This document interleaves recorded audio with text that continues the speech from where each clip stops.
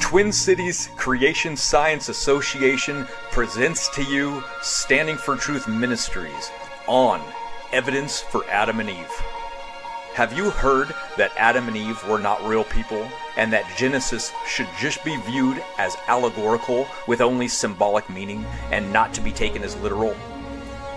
Is there actual scientific evidence that says otherwise? What does evolution theory have to say regarding a literal Adam and Eve? What happens when you ask Google about this topic? Were Adam and Eve real people? And when did they live? Is there actual evidence for Adam and Eve in our very own DNA?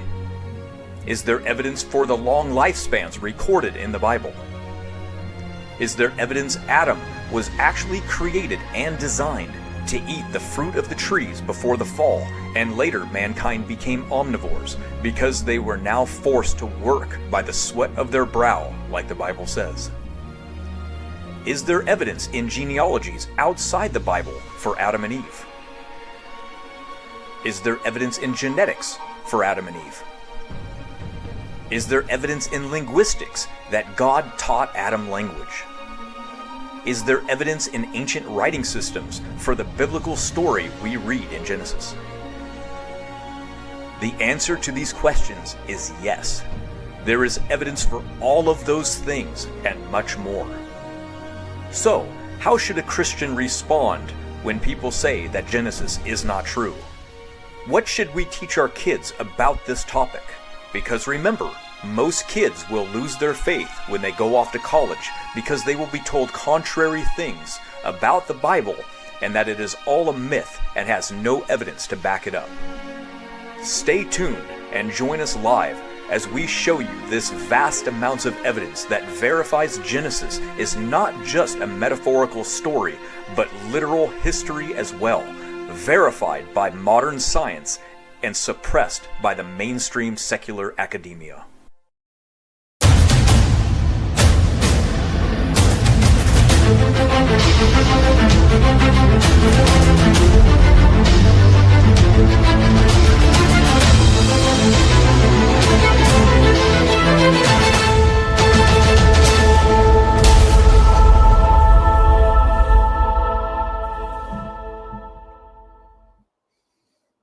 All right, we are live here on Standing for Truth. I am with Matt. Matt, excellent promo, brother. I am excited for this talk coming up where we comprehensively answer the question, did Adam and Eve exist? We just finished a meetup with one of the ones in charge of the TCCSA ministry and everything they're doing in terms of the presentations. And that was a good meeting. Looks like everything's going to be running smoothly for that event. Matt, how are you doing this afternoon, brother? Doing good. I'm more ready now than I was for the event earlier. The meetup. Wake up to go straight into a meeting, you know. Right, yeah. And now that you're woken up and now that you've got the energy, we are going to continue giving a promotion for this upcoming show. But not only that show, we have several scheduled on the science of Adam and Eve. You and I, Matt, we've been doing a lot of work on this topic. We actually have an upcoming debate that you and I are pumped for with Culture Cats, formerly known as Conspiracy Cats. This is going to be a debate seminar. So for those in the audience listening, make sure to hit your notification bell for this one. This is going to be a debate seminar you don't want to miss. It's going to be packed with information. Conspiracy Cats, he is a solid interlocutor for this. He always comes in prepared and ready to make for an epic event. So this is coming up at the end of the month. And then at the beginning of next month, we also have an interview or a discussion on the Real Science radio program on the science of Adam and Eve. So Matt, why don't we give a bit of a sneak preview for our audience in terms of what we are going to be discussing and presenting on the 17th. I do want to say hi to people in our live chat. Ray G TV, good to see you, brother. Kenneth G, Doki Doki Bible Club in the house. Hope the coffee is good and hot today. Kenneth G says, I think they even found chromosomal Adam. So biological DNA clock says we all came from a single pair of humans. I mean, that's exactly what we're going to be presenting on, Matt. We're going to be going over all the data from the mitochondrial DNA and the Y chromosome, these uniparentally inherited DNA compartments, right? The mitochondrial DNA passed down on the mother's side, and the Y chromosome passed down paternally on the father's side. Both of these fascinating chromosomes have been traced back to two single common ancestors, an original couple, Adam and Eve, specifically with the Y chromosome Adam. Both DNA compartments have very low variation, low diversity. The mutation rates in those DNA compartments are fast. The Y chromosome somewhere between 1 and 3 per generation, which is fast. And the mitochondrial DNA somewhere between 0.1 and 0.5 every other generation or so. And so with low diversity and fast mutation rates, Matt, we're looking at biblical time. It doesn't take very long at all to accumulate that amount of diversity. And so, yes, Y chromosome, Noah, we have direct evidence for that. Matt, have a look at this. Stephen White, thank you for your comment. Appreciate it. I've been using Matt's videos on the quest for the age of the earth and the quest for Eve. So be prepared for, well, hopefully they don't get removed, but we appreciate you utilizing them, because Matt, you did an excellent job editing those, and the information, some of the most up-to-date information you're going to find. Isn't that right, brother? Oh, yeah. And what do me and you like to do? We go straight to the secular literature. So when the critic comes along and say, I'm going to debunk you, it's like, you're debunking your own scientists, right? It's not young earth creations that figured this out. It's the secular evolutionist side. It's in the peer reviewed journals. So feel free. I'm sure they'll enjoy arguing against their own side for once. I don't know. Well, that's exactly right. I mean, the majority of our arguments we're utilizing based on data that we find directly in the secular literature, mutation rate data, genetic diversity data, data on the reality of genetic degeneration, mutation accumulation, DNA function, genome-wide, including these so-called evolutionary leftovers like ERVs, pseudogenes, and loose sequences, all refuted right from their own literature. But Matt, maybe speak to this. If I was an evolutionist and I said, okay, Matt, fine, this paper is interesting, okay, but the authors of the paper, Matt, they're evolutionists, they're not creationists, so why are you using their papers? Because the results are all that matter. Their opinion does not.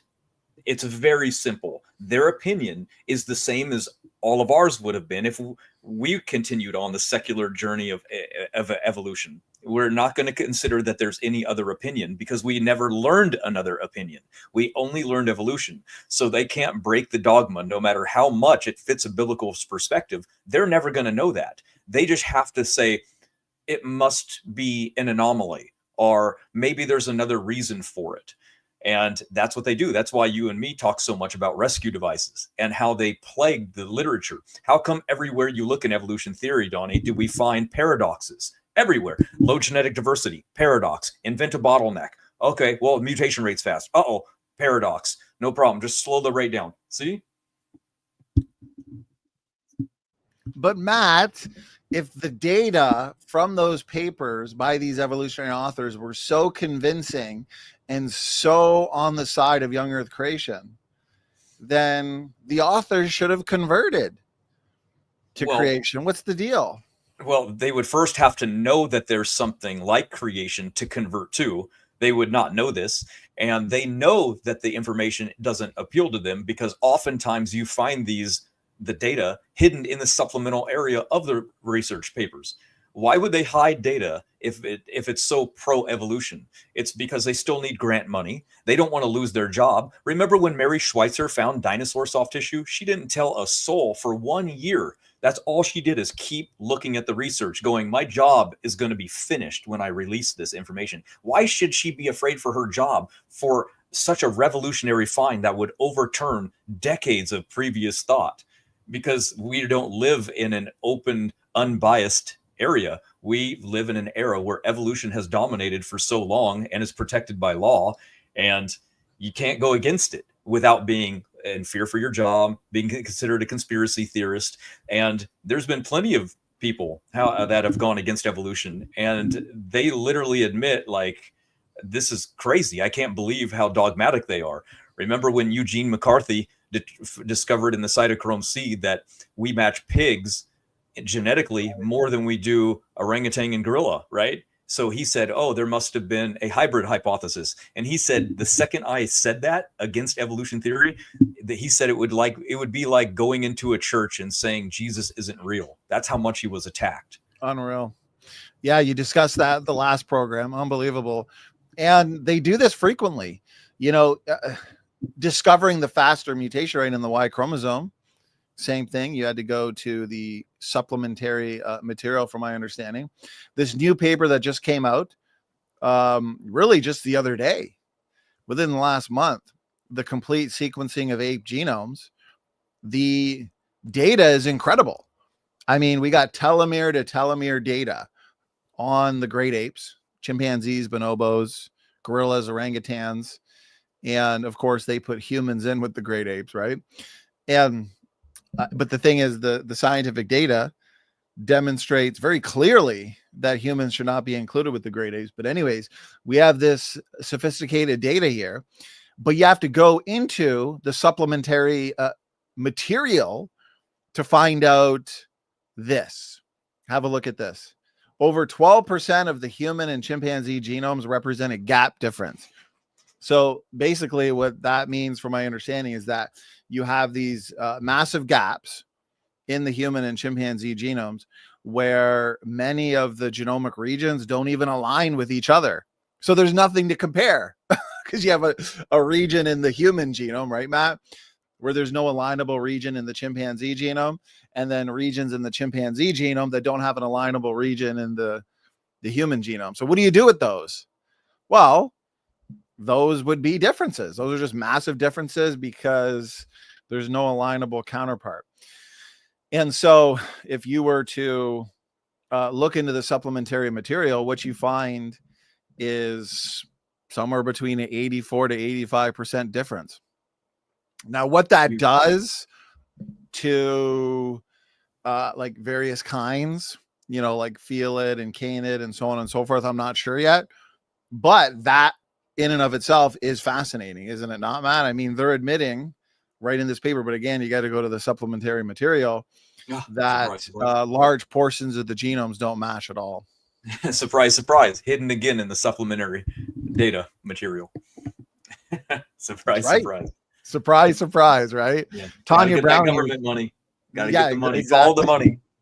Well, because think about it. They got to be doing some kind of research. And you can't question the bigger picture. Isn't that right, Matt? Right. So yeah, you can question little details, just like the Y chromosome dissimilarity.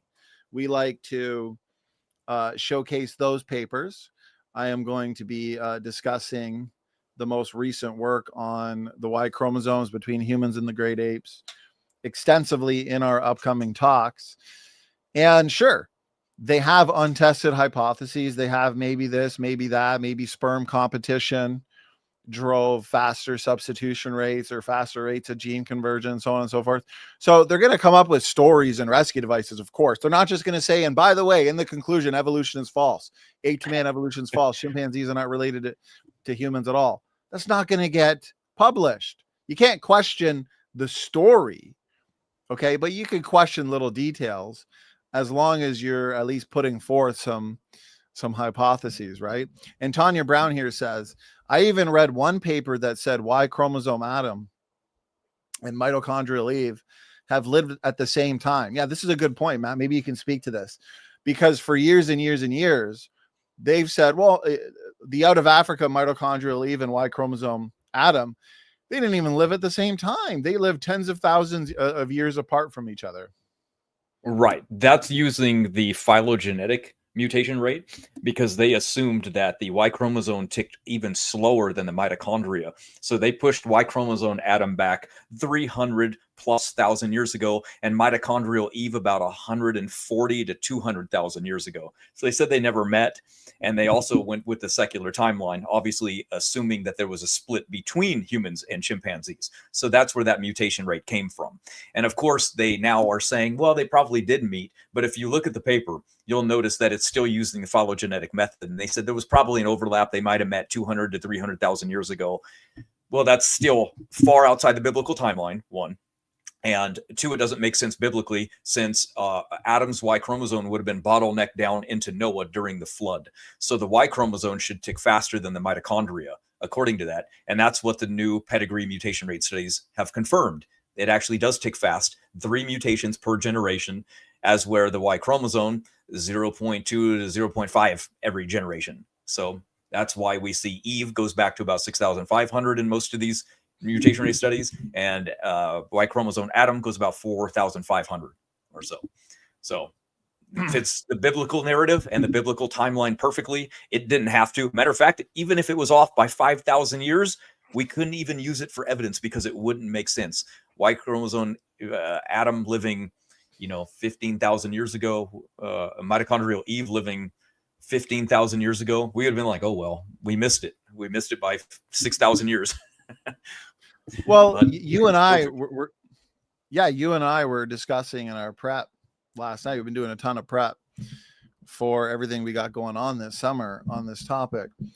And we were discussing the reality that, okay, the Bible is very clear. The Bible has many strong genetic implications on the origin of humanity. And the Bible is clear that Adam and Eve were the first two people. Adam, the first man, Eve, the mother of all living. Adam created from the dust of the ground, Eve from his rib. And so for the biblical model to be true, Adam and Eve had to be real, had to be true, had to be discoverable. But the evolutionary model, it didn't really matter. There was no specific prediction, or it didn't have to be true that there was an Adam and Eve, a single woman ancestor, single male ancestor. But the fact that we have this genetic data that has literally connected or linked all human beings back to a single female and single male ancestor, and those genetic links in the mitochondrial DNA and the Y chromosome, Matt, we don't find a match in chimpanzee DNA. They're totally different. The Y chromosome between humans and chimps is less than 30% the same. The mitochondrial DNA, incredibly different. These genetic level discontinuities helps to answer challenges like the phylogeny challenge, because it does draw a line in ancestry. It shows clear boundaries because of those discontinuities. But the point is, this data didn't have to be true if evolution is true, is what I'm saying. If evolution is true, no, we didn't have to have a single male, a single woman. And so this data comes about. This data points back to the biblical model as being true. It essentially confirms it. And the evolutionists, what did they do? Of course, they invent a narrative, right? The evolutionary narrative, though, Matt, as you've pointed out, is more mythology than reality, because the Bible demands an Adam and Eve. The ape to man evolutionary story does not. The Bible predicted one man and one female lineage. This has been confirmed. And yet the evolutionists, what do? Instead of tapping out, right, Matt, they invent this near extinction event in the out of Africa theory, where tens of thousands of years ago, there's this massive population crash that wipes out a large portion of the human population. And so because we, according to their story, we nearly go extinct, well, that means you got a small population and inbreeding. And with enough time in a small population and all that inbreeding, what's going to happen? Well, your branches are going to be pruned over time. They're going to be lost. And eventually you're left with what? one lucky man and one lucky woman. As all those lineages are lost, you're left with what? One male lineage, one female lineage. And so it just turns out that that one lucky man, let's say with the Y chromosome, who lived among many other men, those lineages are wiped out, they're pruned, and now everybody today goes back to that man. So do you find that, Matt, even though they've worked out the math, or they say that, you know, statistically this is a necessity, you know, for the evolutionary model, it's all post hoc ad hoc, but this is what they say. Do you find that to be a reasonable story, or is it far-fetched mental inventions where it's like, oh, well, we got this lucky man, lucky woman, all the other women, you know, they were pruned away, all the other men, they were pruned away, we're just left with two? What are your thoughts on that, Matt? This is so easy, even looking at a statistical number, and you can use this against them by just saying, how many people do you think were alive in your model of evolution 6,500 years ago when these pedigree mutation rates say Eve lived? Well, you're looking at about 15 million people to 10 million people. Okay, let's go with half that, because half of them would have been women, right? So you're 6.25 million women alive everywhere in the world. We're talking about in Japan, Australia, the Caribbean, Madagascar, the Philippines, Greenland, all of these isolated islands, and on the main continents. Now, you're telling me that all of them stopped having children or had children that left no lineages? Why would they leave? Why would the Aboriginals stop leaving lineages? They didn't. They're still alive. They were isolated until recently, right? And now then all of a sudden 6,000 years ago, no more lineages for them at all. They just stopped, all to leave a mitochondrial Eve exactly on the biblical timeline.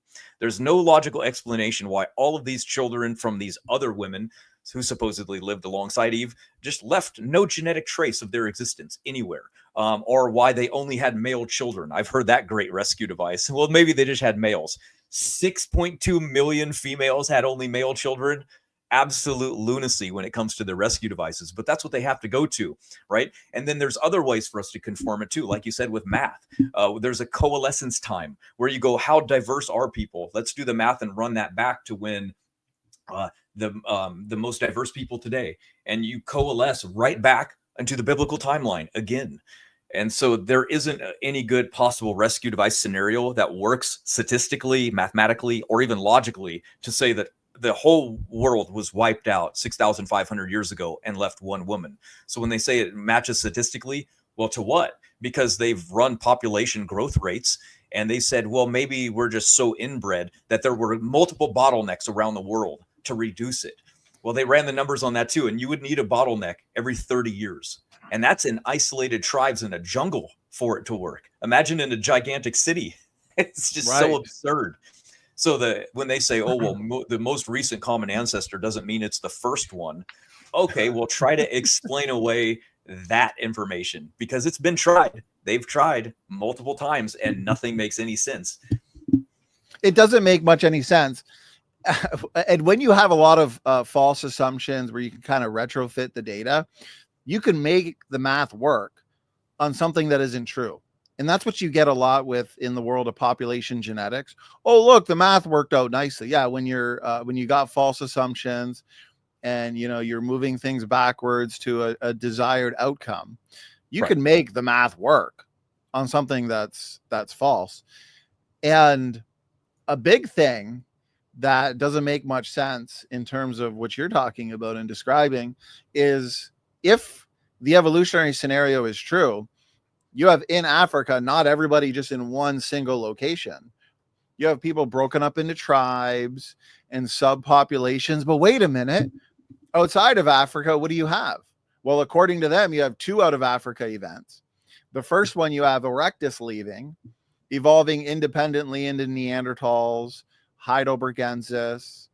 You've got so-called hominins like Floresiensis on the island of Flores. You got Naledi, Denisovans. Okay, so according to their story, humans leave in the second out of Africa event, Homo sapiens, and meet up with these other so-called hominins and have kids with them, because we have the DNA of Neanderthals, for example, Denisovans. Clearly we interbred. So the point is, Matt, correct me if I'm wrong, you'd have multiple mitochondrial DNA lineages, Y chromosome lineages. You'd have a lot of interesting things going on in terms of allele frequencies.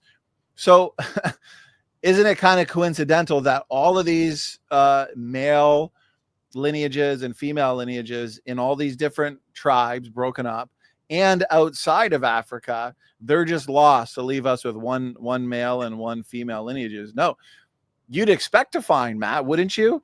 Many unique Y chromosome lineages, many unique mitochondrial DNA lineages, especially with what we know about your so-called hominin DNA outside of Africa. Right. Especially with tribes. You telling me the island of Madagascar, let's say that, or the Australian Aborigines is a great one. Okay, they didn't come in contact with anybody. They're isolated. They're still alive today.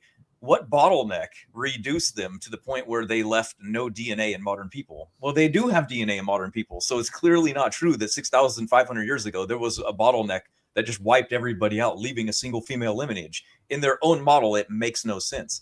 Then you go back 200,000 years. What bottleneck did it? Well, guess what? They've looked in the fossil record for 200,000 years ago and found nothing. Then what else did they do? Well, they said, okay, well, let's go into Africa and look. They found nothing. And then they go, okay, well, that's interesting. Well, guess what? Here's what really destroys them. Now they have to account for why is the most recent common ancestor for animals, birds, reptiles, worms, insect also land on the biblical timeline. Are you telling me the bottleneck that left no trace, that 6,500 years ago, when people are literally supposedly documenting history in the evolutionary model, don't mention anything about this either? So there's just this global event that wipes out all life on Earth on the biblical timeline, or it starts out, and then it goes from there. And what do they say? Nah, it happened anyway, right? Yeah, okay, and so look at ignore all the animals. Okay, oh, exactly. Well, and look at this comment from IR. People who have no credentials on the topic pretending that the scientific literature does not make sense is also wild. I'll comment on the second part here. We're not saying that the scientific literature and the data doesn't make any sense. No, it makes very clear sense. Okay. When you look at the conventional literature and you examine these papers dealing with diversity and Y chromosome, mitochondrial DNA, when you look at the Y chromosome dissimilarity between humans and chimps, very easy conclusion to make. Okay. We all descend from Adam and Eve just 4,000 to 6,000 years ago. Humans are not related to chimpanzees. They're not part of the great ape family. Very easy.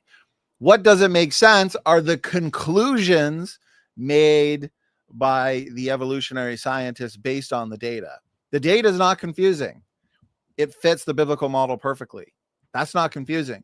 What's confusing and what doesn't make sense are the rescue devices and the imaginary stories that are being put forth by the evolutionary community based on the data. Matt, what are your thoughts, brother? He must have missed the very beginning, because we go to the secular literature and find this.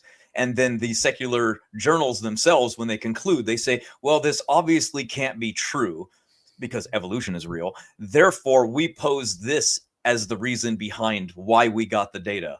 Well, guess what? This is the opinion. That's why it's under comments or some other segment of the journal, and not even in the conclusion, because they come to the conclusion that, well, the data actually says this, and then creationists take it, and then we use it as evidence against them. And why? Because the data always points to the biblical narrative. It's literally that simple. You can complain about credentials all you want. It doesn't matter. If you can't read a study, that's your problem. We just read in between the lines. There's no excuse to not be educated on a field that you want to be educated on.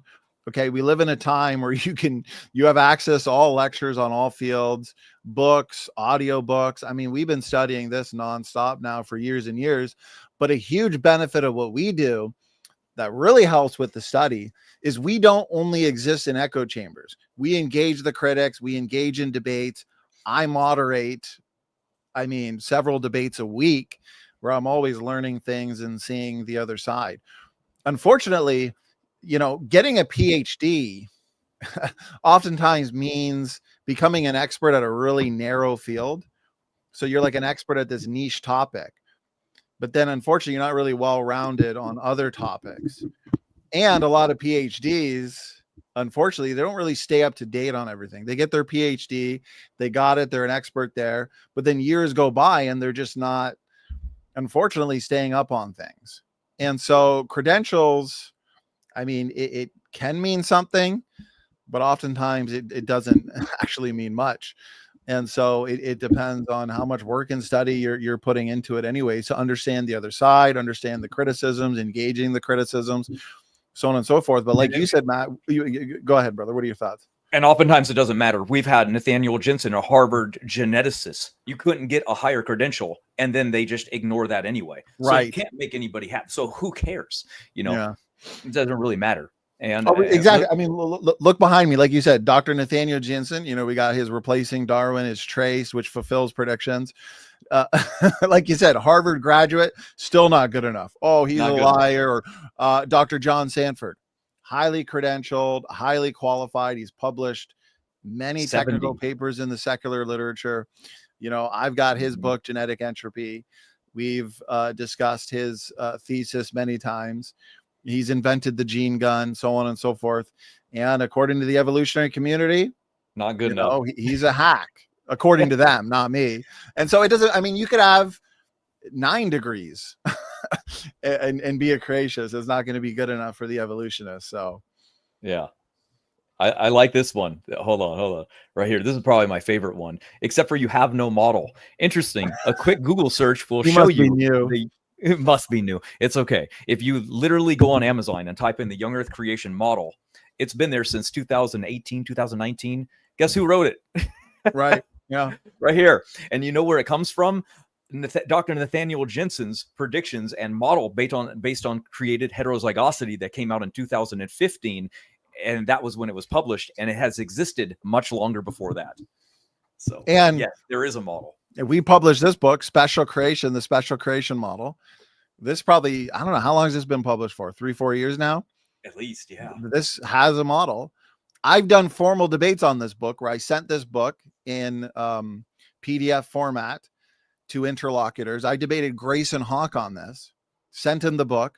He read the book, and then we debated it for 4 hours. Like, we're doing a debate on our model with Conspiracy Cats in a couple of weeks. So somebody who says that just shows that they're not up to date. And this goes back to what I was saying earlier. How many PhD evolutionary biologists exist? Evolutionists in general. They got a PhD, but they're not up to date on what the creationists are saying. They don't know our arguments. They don't know our predictions. Right. They're an expert at this tiny little topic, but they don't know anything outside of that topic. And even that topic, it's just basically, repeating the indoctrination that they received. And so we've got a model, and it's up to them to put in the work to understand and refute it. Isn't that right, Matt? That's why most of the critics don't really know anything about young Earth creation, but are critics of it anyway. A lot of people that don't know much about something are more emotional about it than they are knowledgeable about it, because anybody that would investigate the biblical young Earth creation model would immediately see how superior it is. I'm not just talking about going back and exposing the lies of evolution when it started and how it went on, but literally head-to-head predictions, 1 versus 1, going all the way back to the 60s. Evolution is destroyed just from predictions. Now, what makes a good model? Accurate predictions. Evolution has failed down the line, 99% failure rate. If that is a good model that you want to believe, and feel free, but it answers nothing when it comes to the actual, what it's supposed to, the answering genetic diversity. Right. And look at this indoctrination right here. The brainwashing is deep in this guy. IR. Has it been published and peer reviewed? Have you not been, the data we're getting to formulate our model, which is a creation model, it's a superior model to the evolutionary model. You're not going to have an alternative model to evolution published in a peer-reviewed journal where the peer reviewers are evolutionists. You have to be an evolutionist, basically. If now you could be a creationist and publish in the peer-reviewed literature, okay? But you can't come in and just deny evolutionary. Like we said, you can't deny the bigger picture. You can question little details. Okay. We could show you dozens of papers from young Earth creation scientists that have published in the conventional literature. But of course, they didn't come right out and say, by the way, this proves creation. Well, there Right. goes the chances of getting that paper peer reviewed. These guys don't know how to read between the lines because they lack critical thinking skills. They've been taught what to think, not how to think. Just like you see in textbooks and tests in grade school and high school, they'll ask questions like, what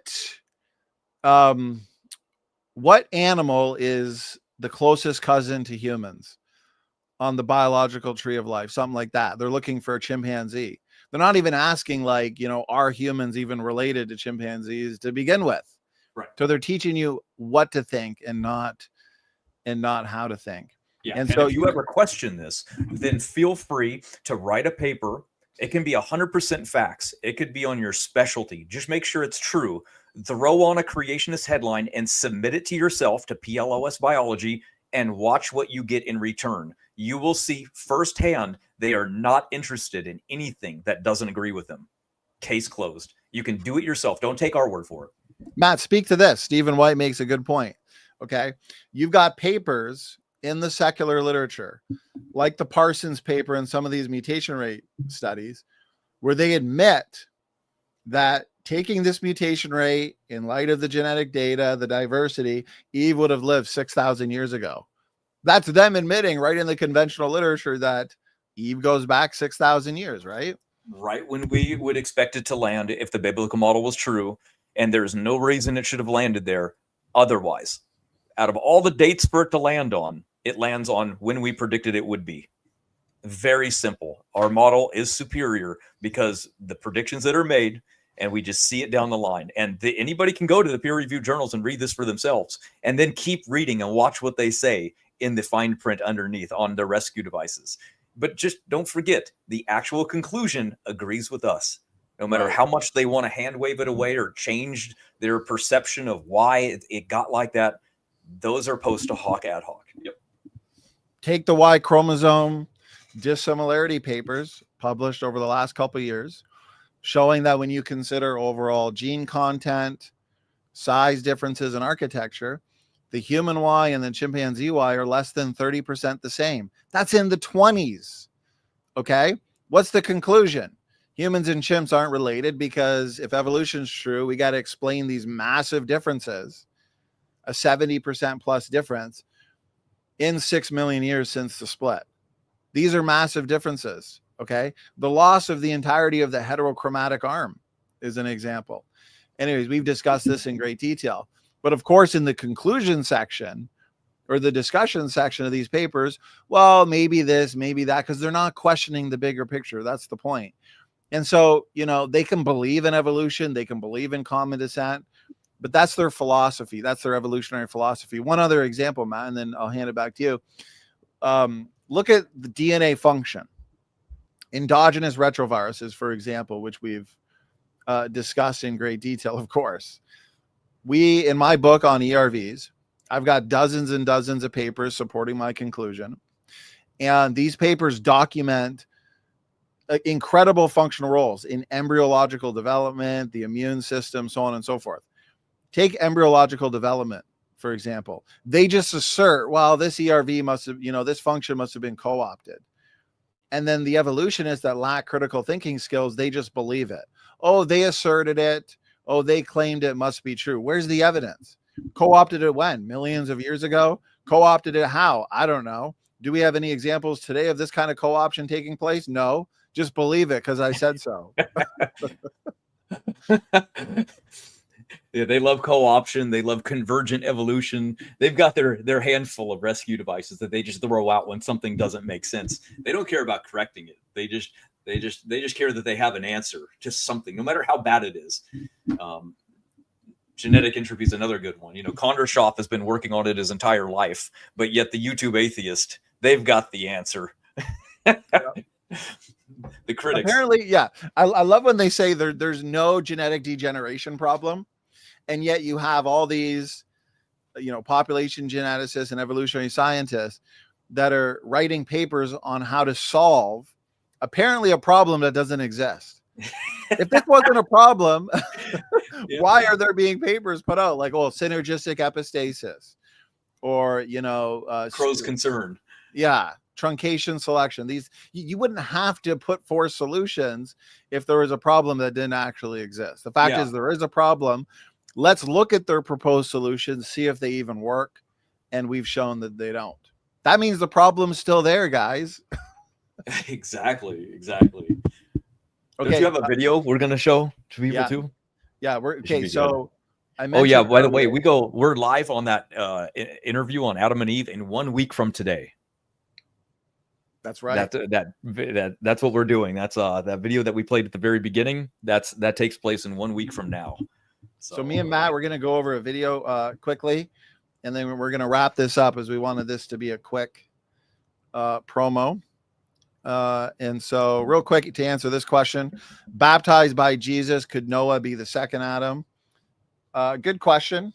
I think it's pretty clear. The Bible says Jesus is the second Adam, but if we're talking about just genetically, we do say Y chromosome Noah. And then as I pull up this video and get it ready, Matt, feel free to elaborate if you'd like to.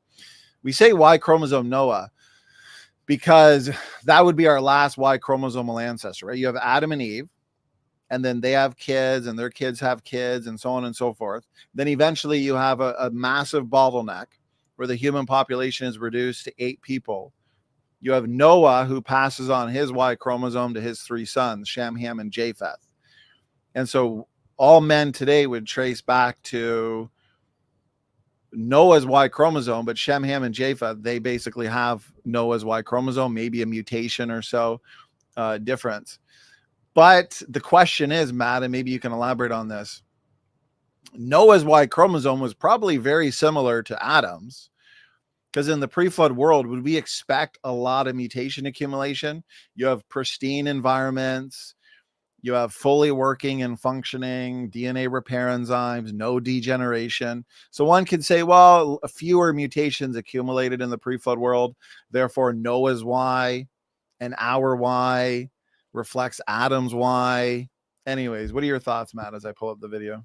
Yeah, if we just go by what we know from the secular literature and go to Kong et al. In 2012, we notice that there is a linear effect with mutations that build up, especially in the males that pass on mutations. Now, this is just overall mutations, most being neutral. However, when we started to get into the more of the pedigree studies, we found that it's 3 mutations on average. So if we just go 3 mutations per 10 generations from Adam to Noah, Noah could have had a maximum of only 30 mutations. Today, the average person has about 150. So yeah, not very different, Noah from Adam, when it comes to the Y chromosome. 30 mutations in a chromosome that's what, 30 or 60? Wait, what is it? What is the Y chromosome size? 60 million base pairs? 5 million, yeah. Yeah, it's high, it's big. So 30 mutations, that's not many. That's not many. Well, that's why when people like evolutionists will say, oh, okay, because you got the mitochondrial chromosome, which is about 16,500 DNA letters. Okay. And on average, you got somewhere between 20 and 30 separating any 2 people, and max maybe 120 to 140 in some of the deeper lineages, which is nothing. Okay. We can easily explain that in biblical time. Few differences, even the max, but you know, the mean, the average is just a few. But then the Y chromosome, there's more. It's in the hundreds, okay, in terms of the max. How much is it in the deepest lineages? In the Y, is it maybe like 500-600? On average, is not too many, but your deepest on the Y chromosome, I think it's in the hundreds, right, Matt? Yeah, almost 200. Okay. Not many. Yeah, it could even be more than that, but let's just say, you know, a couple hundred or more. But you have a Y chromosome that's 65 million letters long. Okay, so it's much larger than the mitochondrial genome, but the rate is faster too, 1 to 3. So again, that's biblical time too. You don't get these chromosomes anywhere near where you'd need to get them if the evolutionary story were true. So here's the video, and I shared audio. This was an excellent rebuttal, excellent response from Dr. Rob Stadler and Dr. James Tour. And I love the videos Dr. Tour puts out on his channel, because the way they're edited, the editor does an excellent job They're engaging. Dr. Tour and Dr. Stadler, great speakers, well studied, clearly, and they do it in a really professional manner.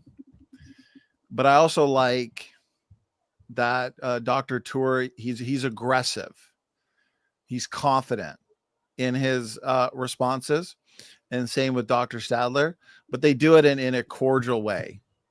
Whereas you have a video put out by these evolutionists, you got someone like, Dave Farina, who's contributing nothing. He's just like that guy in the background that's just saying liners or slogans. He's not adding anything to the conversation. He'll slip in the odd curse word here and there, just a very unsophisticated person. And anyways, Dr. Stadler and Dr. Tour did an excellent response here. And so, Matt, I wanted to show you this part on the statistical hierarchy argument from Erica. She's been using this for a while. If you go back to a formal debate I did with Erica, maybe 5 years ago, time flies by when you're having fun on modern day debate, I rebutted this statistical hierarchy argument even back then. And the evolutionists have used it many times since, because when you look to these papers that are testing universal ancestry and separate ancestry, they're basically assuming that the creation model starts off with a clean slate in terms of hierarchical patterns in the created kinds. Okay. So right off the bat, you're testing a straw man model. Like they think the designer is designing like this, even though he didn't. And then they refute or preclude that model and think the common descent model is correct. No, the second God designs the biological world with pre-existing DNA differences or created heterozygosity, that means you have DNA differences within species and across species.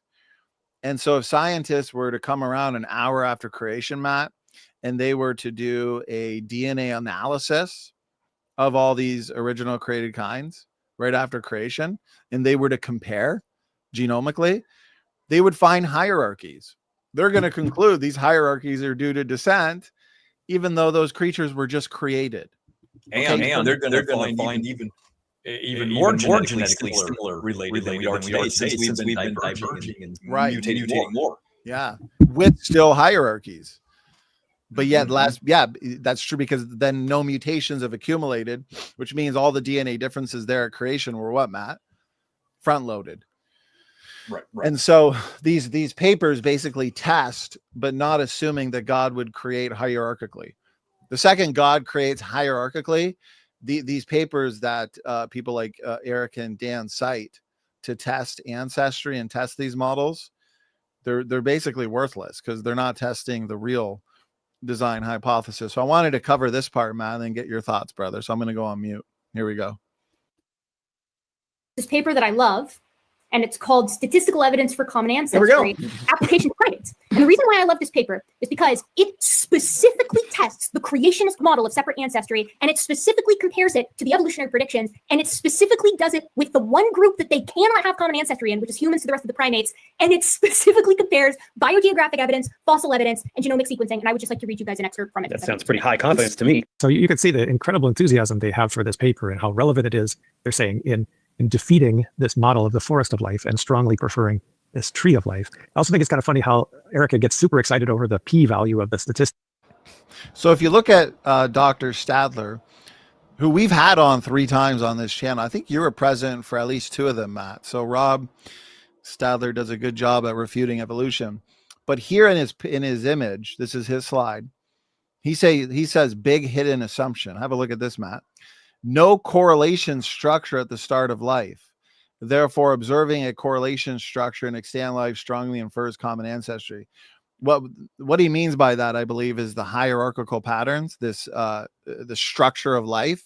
So if God created hierarchically, right? Because if they're assuming that it's just bushes with no correlation at creation and correlations only come about after the fact, well, then that would be wrong, wouldn't it, Matt? That's what I like so much about the genetic boundary study.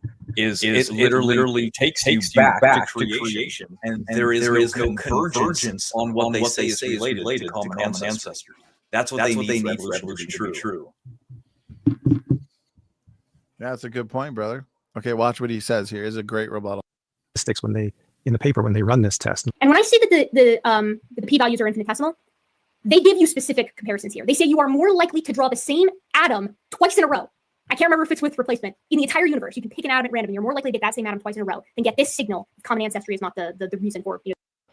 But if the signal is hierarchical patterns and overlap, then no.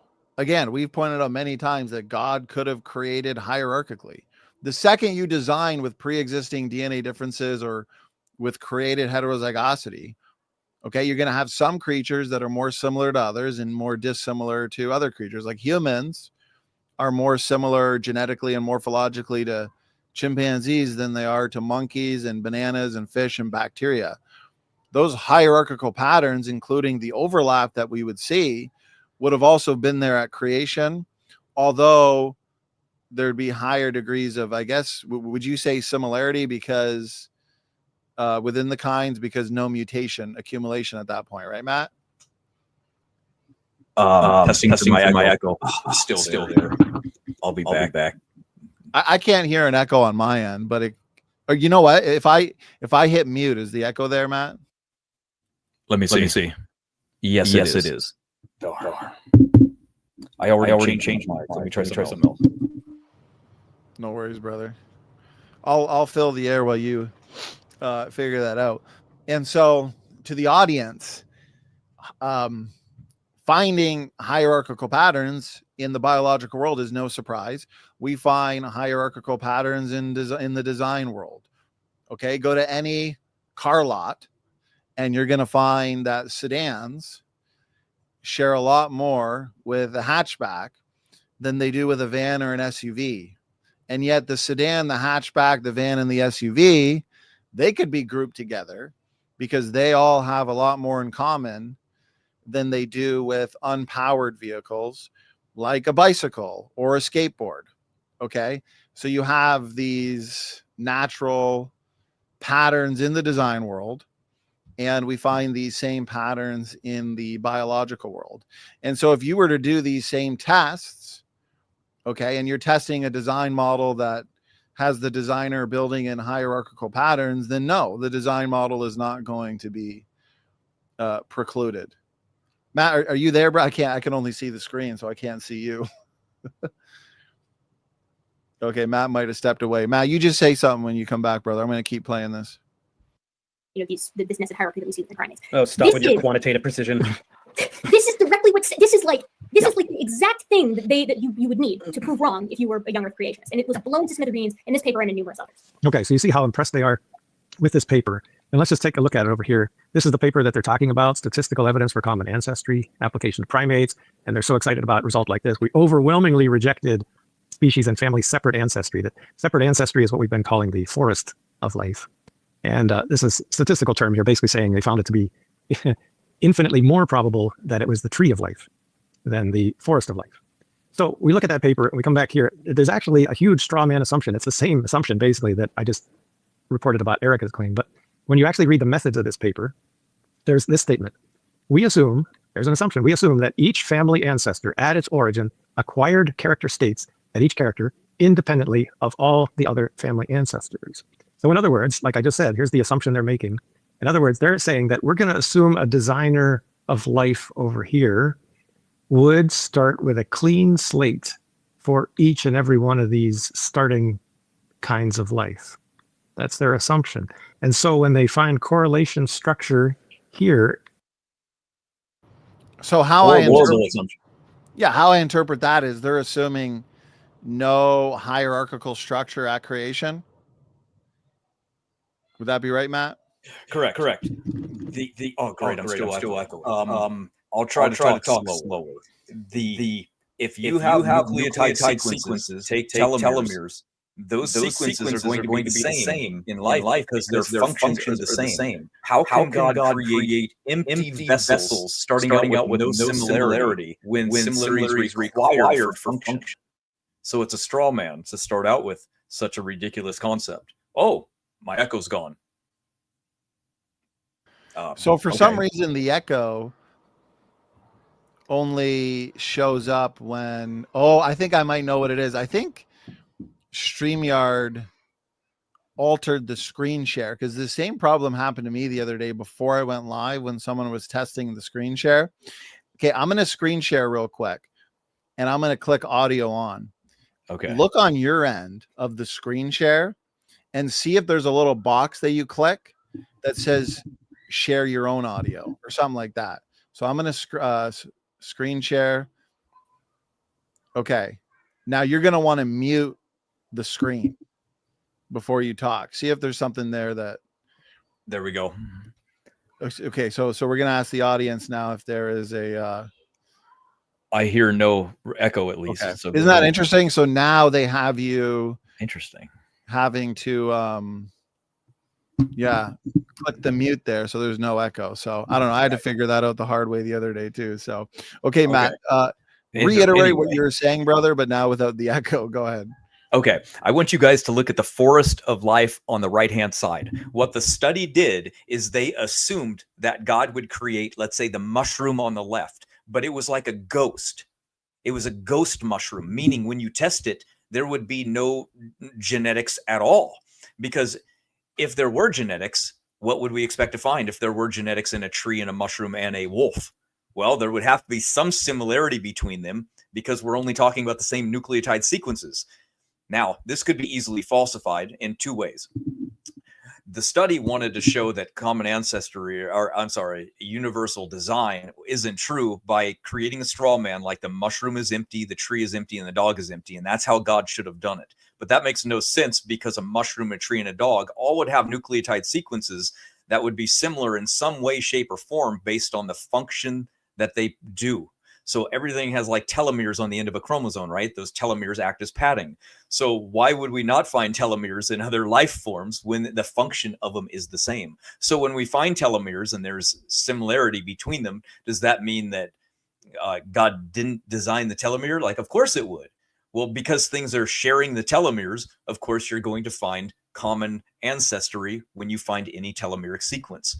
So what they did is they created a God that would create things like ghosts and from scratch every single life form. Now that makes no sense. If there was a single God that created everything, we would find the same sequences, we'd find the same RNA, and we'd find the same DNA and the same alleles. And that is what we find. Now, if there were two gods creating different lineages, we might find different forms of life have entirely different things. Like imagine if abiogenesis started on Earth from the RNA world hypothesis, and then life started again in another form, like outside of the RNA world hypothesis, and you now have two totally different life forms evolving on Earth, then we would see that abundant, and we'd be like, okay, I guess one God didn't create everything because he seems like he used two different forms of code to do it. Why would one God do that? So the fact that we do find a universal code points to a single deity creating all life. Now, they created a straw man saying God created everything individually with no genetics at all. Now, how in the world could life exist like ghosts? It just doesn't make sense in a biological world. So that's what they did to refute us. Just so you know, they strawmanned us and then say they debunked us.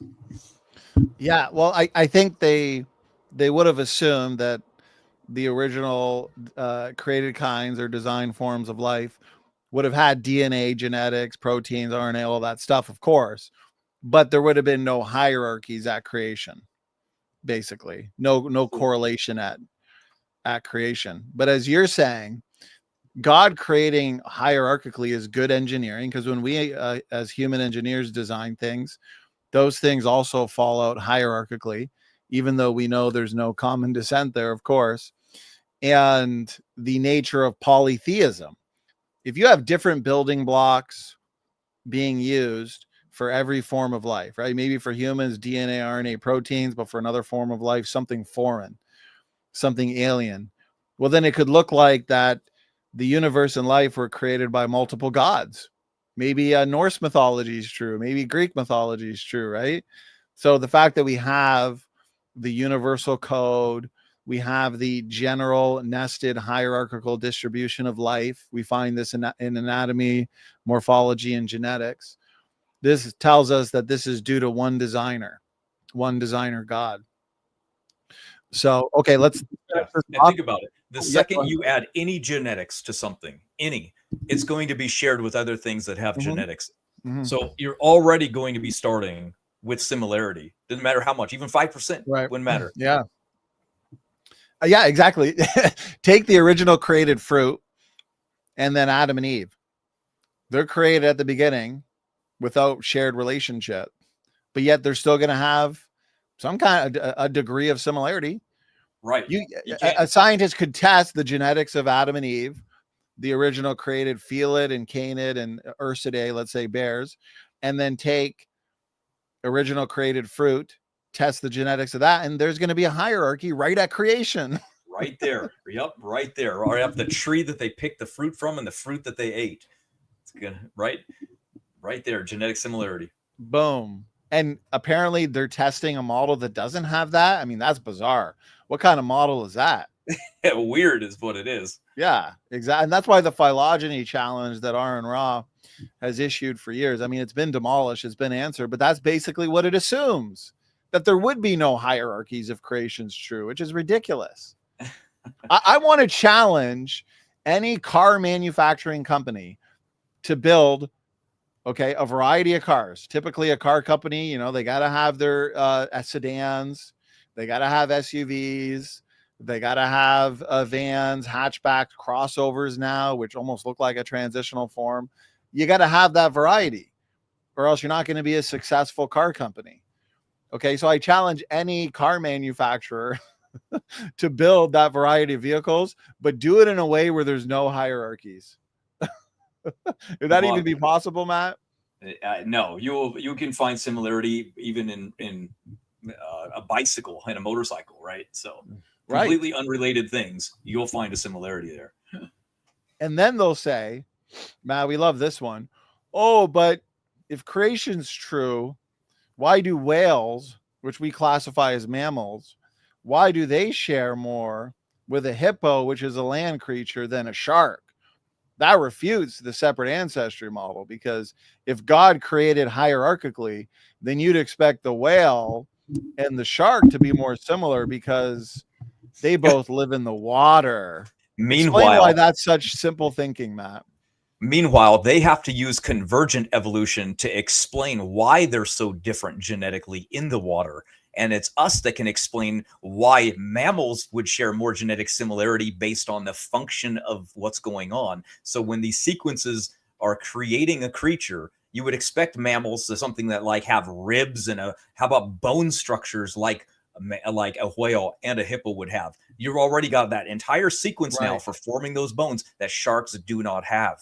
Boom. So you're going to find more dissimilarity even within the same environment, because the sequences are based on functional design, a prediction by young earth creation, not evolution.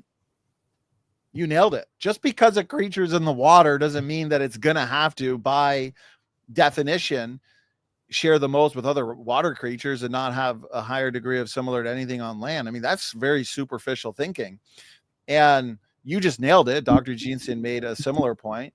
He says, superficially, since whales and fish live in the water, you might be tempted to group them together. However, despite their superficial outward similarity, they strongly diverge where? At the physiological level. Okay, even Linnaeus recognized this, which is why he categorized whales as something other than sharks. Matt, I went a whole step further in the design world. See, to counter any of these arguments from homology, transitional forms, and nested hierarchies, we as creationists, we shouldn't be able to find an analog in the design world. And yet all of their challenges, what do, Matt? We always find an analog. Notice this, brother. Okay, you've got a cruise ship, a sea-doo, and a ski-doo. Okay, this here is for the land. This here is for the water environment, and a cruise ship is for the water environment. But guess what? You start testing and analyzing all the parts of these three modes of transportation, design objects. You know what you're going to find? This sea vehicle is going to share more with this land vehicle than to the cruise ship. What does that mean? Doesn't mean anything. What about this? You got a skateboard, a surfboard, and a sailboat. Your sailboat is meant for the water. Your surfboard is meant for the water, but your skateboard is meant for what? Land. You want to start comparing all the similarities and dissimilarities here? What are you going to find? Your skateboard is more similar to your surfboard than the surfboard is to the sailboat. But wait a minute, the sailboat and the surfboard, they belong in the water. Why is that the case? You know what I mean? You see the failed logic in the evolutionary thinking? Exactly. It's just poor, kind of like all their arguments are, actually. That's right. Okay, let's finish off this video, brother, and then we'll call it a night here. I'm going to go on mute.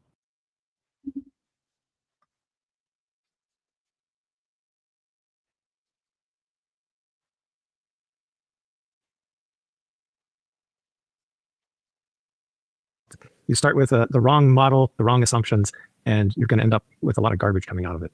Yeah, that is interesting. So that the p-value, you don't generally.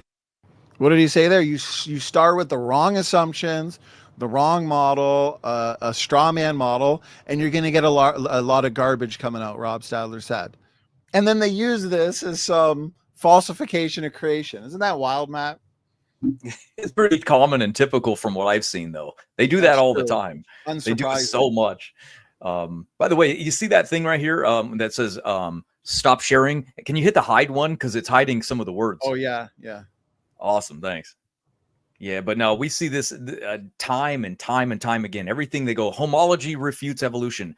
Really? Because it was created by a young earth creationist and predictions were made based on it that ended up coming true. So tell me again how it disproves creation and proves evolution. It makes no sense. It's like they don't understand history like at all. It's amazing. It is amazing, brother. But if you make an assumption that blocks out one area totally, then you could get a p-value that small. And it's interesting that she got really, really excited. Look at the vast difference in professionalism. Like take doctors Rob Stadler and James Tour, put them side by side against Professor Dave, not Professor Dave, I mean, and Aaron Ra. Like, even if I didn't know which model was true, I'm choosing whatever position these guys hold to, right, Matt? I know.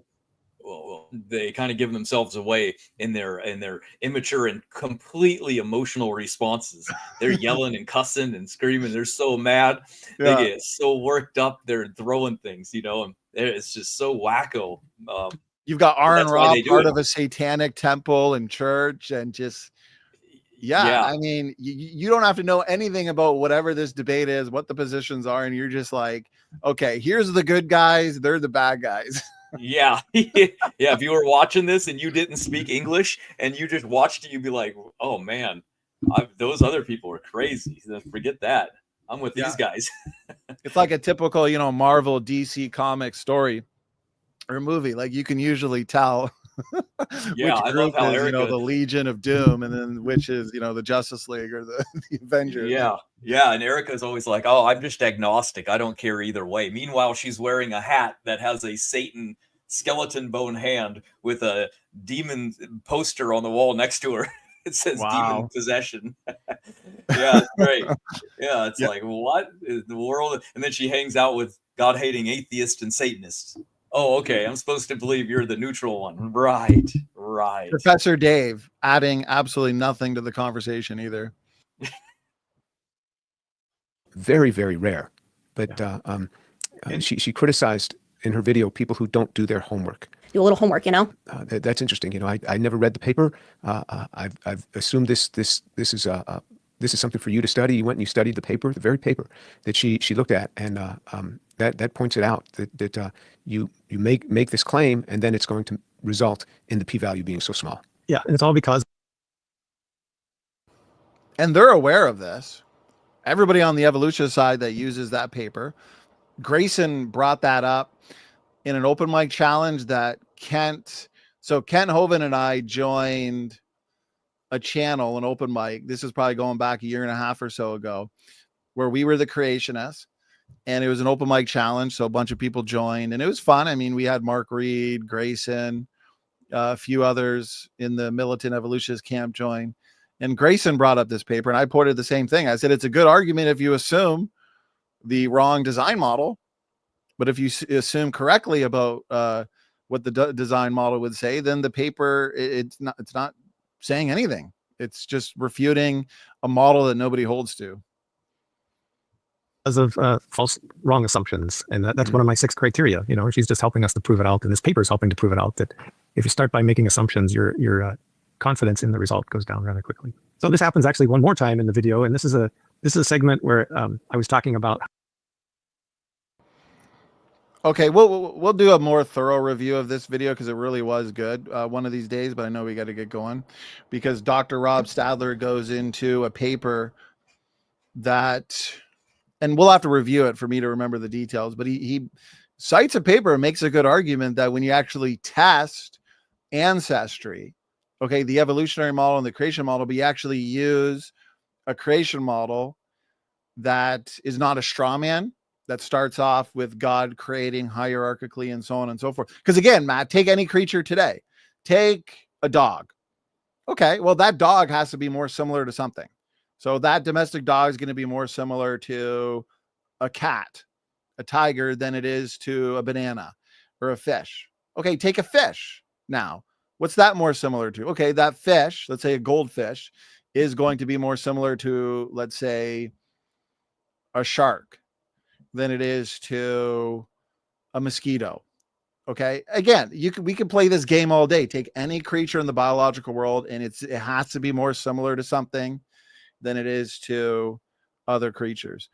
And so Dr. Rob Stadler, he brings up the paper and he makes some really good points showing that when you actually test this using the correct design model, the design model works out best. So Matt, let me throw it to you, brother. Anything you want to add before we wrap it up? Yeah, I love how they try to go to these new papers like that one, for example, and whether or not it's a straw man doesn't really matter. They're using already failed predictions from their model to now still attack us with ours. So remember, in the 1960s, Ernest Mayr came along and said, in the biological world, we're going to find that distantly related species have no genetic similarity at all because mutations will have scrambled their genome to oblivion and there will be no similarity. What did we find? Low genetic diversity in all life, the exact opposite of that prediction. So now they try to use it as their best evidence for evolution when it was a falsification of the theory to begin with. So how in the world can they come along and say, well, now this refutes young Earth creation? Oh, no, it doesn't. It confirms it yet again. Amen, brother. Mic drop. One of these days, we got to get a group of us, maybe me, you, Sam, and whoever in the creation world, and we'll have a good time going through Rob Stadler and James Tour's response. We can add our thoughts, expand a little bit because it was really good. One comment jumped out at me. The chat's moving quick, so perhaps another fun thing to do would be to do comments on comments. Go scroll through the comment section and read them. That would be fun too. And it's a wild comment. No one's actually debunking anything in it. Ray GTV. Yeah, I would not personally, and people might disagree, but I wouldn't put Erica in the same category as someone like Aaron Ra or Professor Dave. She does carry herself more professionally than them. I'll say that. And she's easy to get along with, to disagree with her strongly, but it would be far more edifying to have a discussion with her than someone like Aaron Ra or Professor Dave that's just screaming over you the whole time or whatever. So anyways, and Matt, you've had a discussion with Erica going back years ago. That was a great discussion. That was kind of a debate in a way where you guys got into boundaries, and that boundaries argument's powerful, brother. You've got a whole model, and you're going to be showcasing more of that, aren't you, in the upcoming talks? Yeah, it's literally exactly what the critics have always been wanting to know. What is a kind? Even though they don't know how to define a species, there's like 30 species concepts, but it's us to determine what a kind is. So now what I like about it is we can definitively give them answers onto what that is. It's a little bit hard and it's a lot of work, but with the ability that we can go to the database and have them help us do it as well, we can narrow down what kinds were on the ark. or what kinds were actually created. Because remember, some things were brought on the ark in pairs of 7. So anything clean we can take beyond the flood and go back to creation on. So that's really cool. And those genetic boundaries still exist. So like I wanted to know, was a single bear on the ark? I go, why not? Why not? Right? Like a single bear, like, well, what I mean, single species of bear. Like, I don't know, maybe a brown bear or a cave bear. I ran the bear species through the DNA barcoding website, and lo and behold, there were 3 kinds of bears with independent lineages going back to no convergence, completely unrelated. I was shocked. I was like, oh, that's awesome. That's really cool. I would have not guessed that. The main reason is because one bear species is entirely extinct. It's a flat-nosed bear species. They're all gone. That was one entirely independent created kind. So very fascinating. And I like that. Genetic boundaries tell us what a kind is. And guess what? Humanity is our own kind. You can branch off the Neanderthal and Denisovan. And if you're not good at reading the sequence alignments, you can put it into AI and have ChatGPT remove the mutations for you. So I'm going to show how to do that in our next big presentations. You know how we do one once a year. The next one is going to be, what is a kind actually? And it's going to be cool. And we can do that. And I've done it for the presentation coming up for Adam and Eve. And I'm going to show you that all of the branches of the supposed hominins, they actually existed and branched off from the human mitochondrial consensus sequence that we have. But Matt, how can there be boundaries? How can what you're saying, how can that be true if we can take dogs today and bears today, which you're saying there's boundaries, and trace them back in time in the fossil record to bear dogs? There's overlap right there. That's a transitional form. That's a form that combines the traits of bears and dogs today. What's the deal? Because genetics is what cannot lie. We can't really mess with it too much. The answers are right in front of you, as where fossils are interpreted evidence. And you can take a fossil and you can have it tell any story you want. That's why there's no consensus in human evolution. You got people that put Australopithecines with the human line. There's others that say, no, they were an independent branch that went extinct. There's some that say that Neanderthal led to humans. And then there's others that say, no, it was a branch off and there was a common ancestor to both. You don't find a consensus because fossils don't tell you much of anything anymore. So what they do is they rely on the fossils and they rely on their dating methods to tell them the story that they want to hold to, and they conflict all the time. And when you're dealing with fossils, there's not always DNA. When we extract the DNA, it tells us the opposite story. Oh, but Matt, if that's true, well, why are these bear dogs extinct? Why don't they live today if they're not a transitional form? Well, that's like saying, well, the critic will just say everything is in a transitional form because we're evolving even now. So every living thing is a transitional form. That's a good point.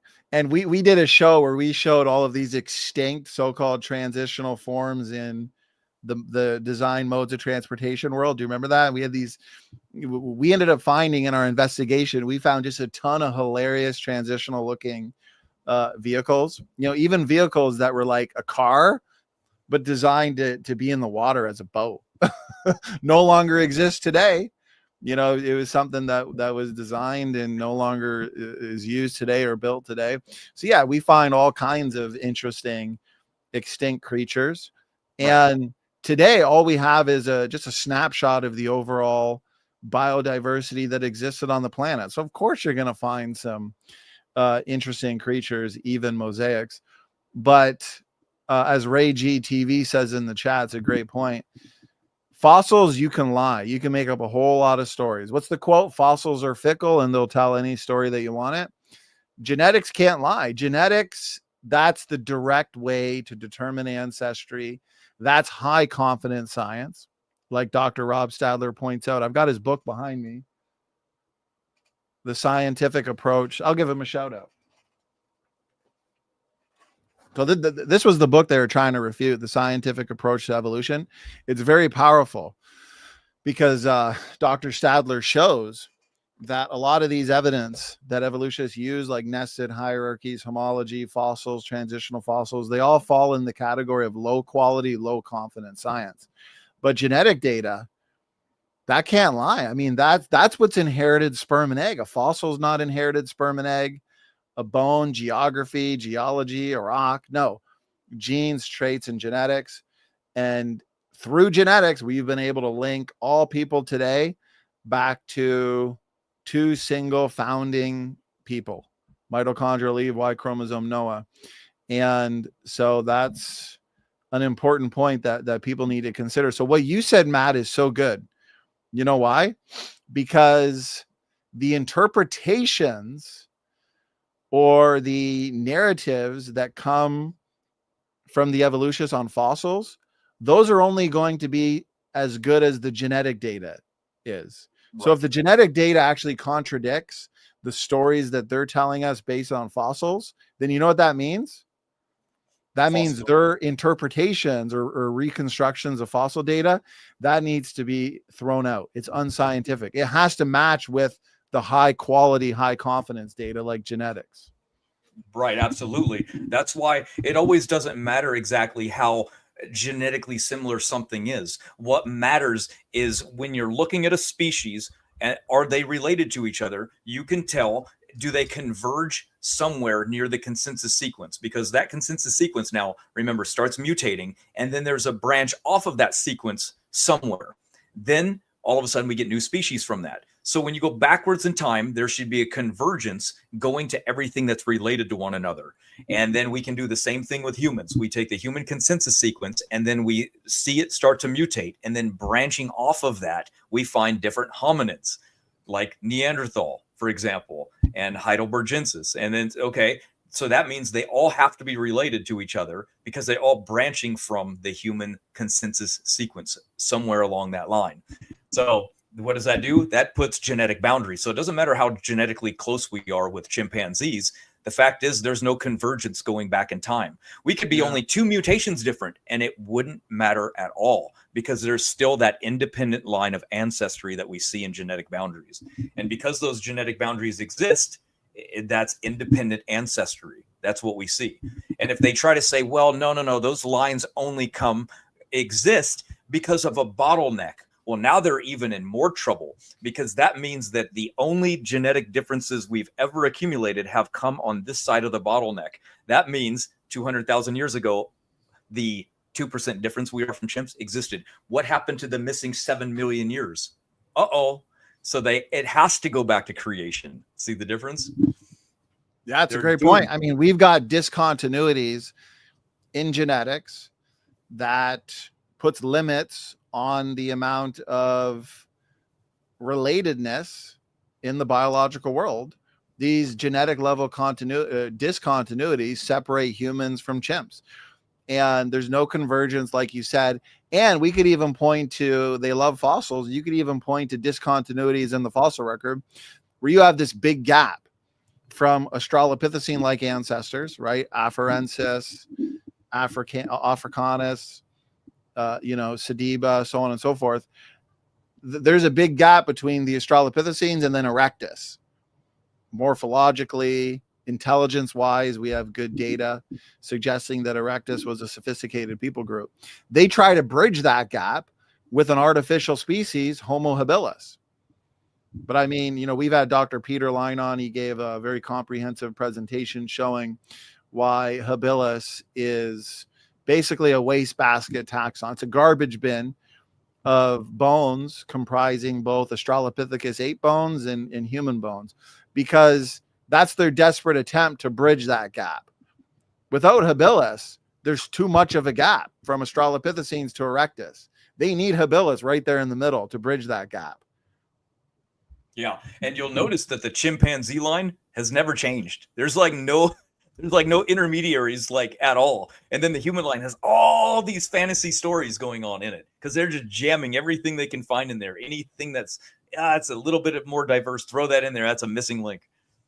They love that because chimpanzees they can't do that with because they're still chimps, right? So. Yeah, well, and can you speak to why that might be, where there's a lack of chimpanzee fossils, but yet in the hominin line there's just so many of them because there's an incentive issue, Matt. Oh yeah, it's even called the sapient paradox in the human line as well. Humans, see, we bury the dead. So they invoke that, chimpanzees, sure, they lived for millions of years, but we don't find their fossils because they probably didn't get buried. That's why they're so rare, and they're so non-existent going backwards in time. Like the oldest chimpanzee fossils, like a couple million years old, like nothing compared to what they need. So, and they're so rare, you just don't find them. They only find like teeth. And so they say, well, okay, well, what about humans? Humans have been burying the dead for a long time, millions of years, but yet we don't find them either. So there's a sapient paradox that we just don't find the fossils of the hundreds of millions or billions of people that have lived over eons of time. So it's a paradox. So they claim it's not a big deal or it's not a problem. Then why is it a paradox and why is it unsolvable? Because a lot of time doesn't exist. It's Occam's razor. It's the most obvious answer is probably the true one. When you have to give these convoluted excuses and rescue devices, that's not a very good answer to why we don't find them. That's why there's a paradox around every corner with the evolutionary model. Paradox after paradox after paradox, because it's not true. You know, we need to do a sequel to the book, The Rescue Device Handbook. Yeah. And the paradox, the evolutionary paradox handbook. And then they'll ask, and so I think this is a good answer to their question, where they'll say, well, show me a feature in humans that can differentiate between humans and Australopithecine apes, right? Because they try to trap us. Because a lot of creationists, unfortunately, they'll point to the pelvis, they'll point to curved fingers, they'll point to various features where the evolutionists can say, oh, really? Well, what about Naledi? Naledi's got curved fingers. I thought you said Naledi's human. And then it's like, oh, yeah, that's true. So curved fingers isn't a good defining trait. Or the hip. The hip is quite, it's not exactly the same, but it is pretty similar between, let's say, Australopithecus afarensis and Africanus and Ardipithecus and so on to humans. So that's not a very good defining trait. But a good one, Matt, would be and I'm trying to pull it up here. There's a number of important features, but one specific trait found in humans that you won't find in the Australopithecines, okay, is the ability to talk. But that ability relies heavily on what? The hyoid bone, which anchors the muscles of our tongue. In chimpanzees, the hyoid bone has a bulge that you don't actually see in humans, which attaches to air sacs in the larynx. But the only known, as far as I know, Australopithecus hyoid bone comes from a juvenile skeleton found in Ethiopia. And that bone shows an extension for laryngeal air sacs, indicating that species vocalized similarly to what? Chimpanzees. So I want to see a hyoid bone that I see the little man there. I want to see a hyoid bone in Australopithecines that is similar to that in humans, Matt. And what's I mean, they're not even in the human line anyway. So they've lost them as an intermediary because they like them because they can stand, right, and maybe be able to walk around and look over the high bushes. So they like them because they have that hybrid mix that they're looking for to place them in the middle. But right now that they're their own branch entirely, they've lost their most important aspect because they wanted something that went from non-bipedal to bipedal. But then we, like you said, we need to know what differentiates us in the bones. Erica used to say there's nothing that does. Well, we have parabolic jaw shape in our mouth. We have the forehead that rises up. We have a nose bone that primates do not have. We have they have a very small brain casing, but so do small people today. So that one's out. We have alignment of toes. Our toes don't grip around trees. No baculum, right? The bone that's used for as a sexual organ. One. Yeah. Humans don't have that. Are you saying the forehead and the nose? There's no Australopithecine that has that same thing? Right. They do not have the nose bone ridge. Correct. What about the parabolic? And what about the parabolic jaw?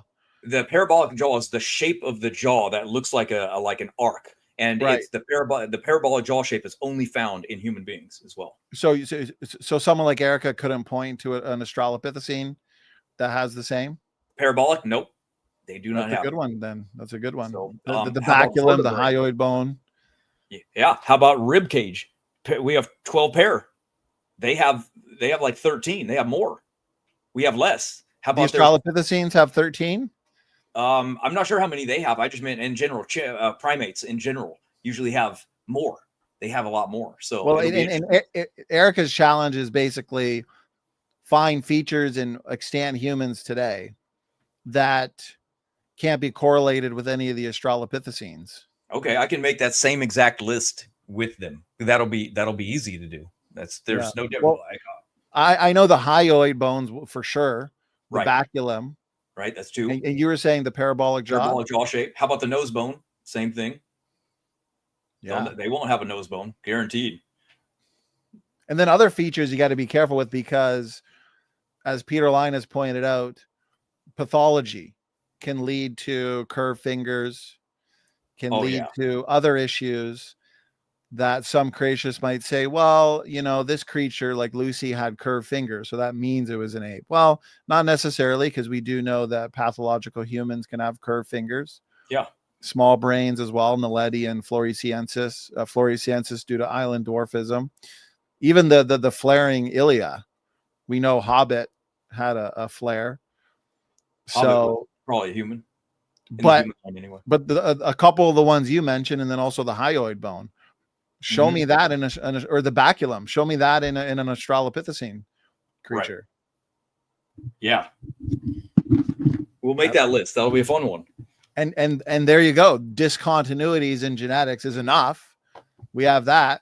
Yeah. But let's show some discontinuities in fossils just to leave no stone unturned. Even though it's lower quality, it's lower confidence, we can still do it. Right. Baraminology. Is it a hollow baramin? A hollow baramin is used in baraminology to determine what a created kind is. So the goal of baraminology is to determine, is it a hollow baramin? Is it a created kind? Or is there more continuity between the two, linking them? And that's what they use in the fossil record. That's what I should say we use. That's what creationists use to determine what is related in the fossil record. And fortunately, if you don't have a good functioning full skull, that's the main point that's used. Like even if you had no body to go with it at all, they mostly use the skull.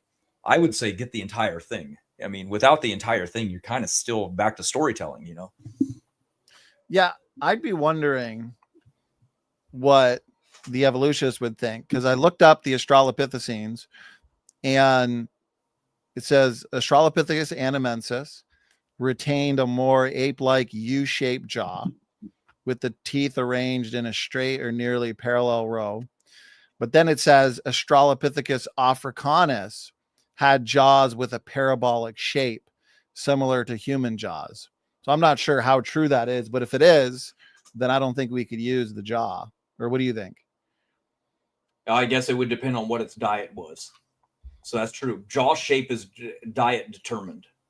So yeah, and that's why things like the baculum, the hyoid bone, these are so important because, as far as I know, and maybe this is a challenge for them, they can't point to any Australopithecine that would have the same hyoid bone, let's say, that we see in humans, or the baculum. Right. Now, again, curved fingers is not really a good one because we do have some humans with curved fingers. Parabolic jaw. If it's true that Australopithecus africanus does have more of a parabolic shape there, then we might not be able to use that one. Aren't they so lucky there's no soft tissue? Only humans grow long hair on the tops of their heads. Only humans have the subcutaneous layer of fat over our skin. We're the only ones with melanin in our skin. Primates have no melanin. Yeah, those are great. I mean, we could go down a gigantic list of things if there was any soft tissue found on these things. It's horrible we can't find one preserved all the way. Yeah, I'd love to see the subcutaneous tissue one. That's how you evolve that. How they lose all your hair. Australopithecines. Yeah, lose all your body hair and then grow an entirely new organ, subcutaneous layer of fat over your whole body. Lose your sexual bone and then grow a new sexual organ. What? And what generation did that go through, right? You can't, it has to work overnight. It can't just be a slow thing. I've seen Erica's response to the baculum. Yeah. And if I remember correctly, she pointed to like a monkey species that's way outside the great apes and said, well, look at this monkey has a baculum. showing that this monkey is related to other monkeys and the other monkeys don't have the baculum, but that one does. So obviously it must be able to be lost over time. But I feel like that's an extrapolation fallacy. What do you think? Because it's putting it too far outside of the great apes, which we're debating. Like, we're showing you discontinuities in the great apes and then the Australopithecines and humans. Humans, and correct me if I'm wrong, humans have the baculum, great apes don't. No, backwards. Or yeah. Oh yeah. The great apes have it, humans don't. Australopithecines have it or don't have it. I would assume they do. Right. Okay. So which would make it different from here. So if humans don't, great apes do, Australopithecines do. They're primates. There's a feature. Exactly. Yeah. And then if there's a monkey that's kind of down the road, which we would say is a separate kind anyways from the great apes and humans, if they have a baculum, okay. Yeah. It's like, all right. I don't see how that is necessarily a counter, you know. At best, you know, she could say, well, if that monkey is related to another species of monkey that doesn't have but perhaps it, it's right. not, that doesn't have it, then at least it's possible that it could be lost. Not gained. I think they would say lost. Yeah, they'll have to say lost, but how did the monkey the monkey species that evolved from or to, how did it evolve the organ that replaced it? You know, it's an entire organ. It's not a bone. So I'm looking it up right now because humans, no baculum bone. It says there's no evidence that Australopithecines or any members of the Homo genus possessed a baculum bone. So if that's true, might not be able to use that one either. Well, remember that bone is like smaller than your pinky and super thin, and they just don't find it either. Right. That's a good point. Rare. Yeah. They I mean, how preserved is that bone going to be, right? Yeah, they haven't found it with chimpanzee fossils either. All chimps have it. So they don't find it because it's such a small bone. It corrodes away probably extremely fast.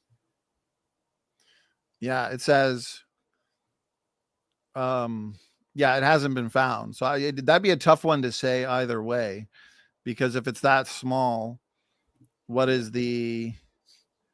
Yeah, and it's funny because I'm looking at papers here, you know, why don't humans have a baculum? And it's a lot of like, well, maybe this, probably that. So you'd have a lot of guesswork too, because now you're going into historical science, right? Right. But let's see. Do Australopithecines have a hyoid bone similar to humans? Because that for sure is... Yeah, see? And look at the shape. And notice this. No, the hyoid bone of Australopithecus afarensis is not similar to that of modern humans. And the hyoid bone, this is my commentary now, in the Australopithecines, which gives humans the ability to talk the way ours is similar to chimpanzees. There's a feature. And that's a huge feature too, because there's so much correlated with that. Because our ability to speak the way that we do also differentiates us between the biological world. So it makes sense that the hyoid bone would be a feature that helps to differentiate us from other species. Isn't that right? Yep. I got a good picture of that somewhere on my computer too. All of them lined up next to each other. Of the hyoid? Yeah. I'll find it real quick. Yeah, pull that up. Let's see here what the chat's saying. Yeah, so this is a fun topic because, again, it's genes, traits, genetic. That's what's inherited, sperm and egg. Those discontinuities, genetic level discontinuities, also the inconsistencies like in orphan genes, these taxonomically restricted and essential genes that help to separate kinds. Again, Y chromosome dissimilarity, mutation rates, linkage blocks we've discussed, DNA function. These the genetic boundaries with the barcoding, these help significantly to differentiate humans from any other form of life. Bones, again, you can tell any story you want, really, but it's still interesting to address that challenge where, okay, let's find a feature or trait that we can basically hold up and say, this is definitively human, or this is definitively not human and therefore an Australopithecine ape. I'll say this though, Dr. Peter Line, he says we need to take a holistic approach. We can't just look at one or two features. That's difficult because similarity is there and pathology exists where some of the features that evolutionists would say are primitive or basal versus derived. Okay. Some of those features, again, like curved fingers, even small brain size. Okay. Like a lot of these features we see in Naledi and the flaring hip, those can be due to pathology. So that's a difficult one too. But when we have most of the skeleton, then we can tell, yeah, this is human. This is an Australopithecine ape. So Peter Line does make a good point that we don't want to fall into that trap of just trying to find one or two traits. No, we want to look at it as a whole, and then it's a lot easier. Anyways, Matt, feel free, brother. You got your screen shared. Oh, no. I was just showing you. The top are all primates. The bottom are all human. Look at ancient humans on the far left, Neanderthal, far right, modern right in the middle, and then a child, of course. It hasn't fused yet. But look at the difference between the primates on the top. Completely different shape. Theirs all has something that sticks out of the very front of it, too. Almost like a shark tooth. Yeah, that's interesting. Ours is rounded and smooth. Yeah, look at the male human at the bottom there, the female human. Compare that to... It'd be interesting to see if they had an Australopithecine one to compare it to. Yeah, we'll add one. This is just something I found online. But yeah, because... Yeah, I mean that's a good picture right there. That's a good observation. And so I think it's pretty clear that although the discontinuities in genetic data are stronger because it's high confidence and more high level science, the discontinuities also exist in the fossils. And again, they're really desperate to keep Homo habilis, to fill that gap, right? Really militant evolutionists, they're never going to admit that it's just an artificial species or wastebasket taxon, even though it really is a mix of Australopithecus, ape bones, and human bones, probably erectus, because they have to fill that gap because the discontinuities are too significant, right, from Afarensis to, obviously there's a lot of different species of the Australopithecines, Anamensis, Africanus, and Afarensis, Sediba. But once you get to Erectus, there's just this huge gap. And it's like, well, let's stick habilis there because they kind of need to. But anyways, brother, anything you want to throw in there to start wrapping things up? No, I was just reading the chat getting crazy. It's all good. Well, we did good. Yeah, well, it's funny because we said, let's go do a 30-minute promo. We're almost at 2 hours. 2 hours. Because there's too much to discuss. It's too fun. I mean, we could literally do this all day, and the audience, you guys are always great in the audience, and there's so many. We got to do more of these live Q&As, eh, Matt? Yeah. Oh, yeah, for sure. And we could do more of these research projects live. In a way, we're kind of like, okay, let's look at these discontinuities in fossils. And exactly. Answer it live, do some research, because it is a fair question to say, okay, are we really going to look at this feature in humans and say this is a defining trait for humans, even though some Australopithecines have it? Okay, I see what someone like Erica is saying there, but again, we do have features, as we've shown, that are specific and unique to humans and not found in Australopithecines. So, that's a challenge for. Oh, by the way, I just pulled it up. Let me share the screen for you real quick. I pulled up the hyoid bone for the Australopithecines. I guess this is one. I don't know. I haven't clicked on it yet, but look at that shape. Not even close to ours over here. What is this? Hominid African type hyoid bone. I gotta click on them. There's no detail, and I thought there would be more detail underneath. Yeah, there's a structure in the hyoid bone of the Australopithecines that is not found in humans, and apparently that's associated with air sacs in the larynx, which are present in non-human apes, right? Because they view us as human apes, and then chimpanzees, bonobos, gorillas as non-human apes.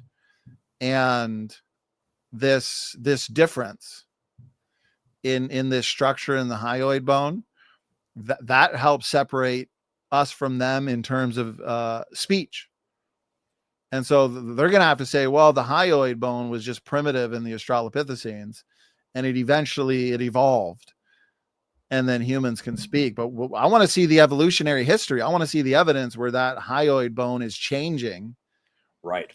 Transitioning To the type that we see in extant humans today that gives us the ability to speak. Now it looks primate to me. Look at that. Totally long. It's like the chimp. Yeah. Afarensis. Yeah, that's a good comparison right there. It even has the canine sticking out, the canine tooth. But like you said, even when it comes to the teeth and the canines, diet and environment is going to have a huge part to play. And, isn't it, if you go with the evolutionary story, I was watching a video with an evolutionary bias going over the Australopithecines and how they may have existed and, defended themselves against predators, and where they lived would have been dangerous. It would have been a dangerous environment. And so it's kind of far-fetched to think that those environments, how they live, where they lived, the stressors worked in their benefit to shape them into modern humans. I know they literally do tell us that they want us to believe that a bottleneck hit, primitive man goes in, modern comes out. When would a bottleneck ever benefit a species that much? You're coming out into a world that's worse than it was before you went in. And then it's just so crazy. Yeah, I'm trying to find a slide here that I used in our seminar with Dr. Peter Line on the nature of Lucy's walk. And if I could find the citation, but it basically shows from the conventional literature that even though Lucy may have had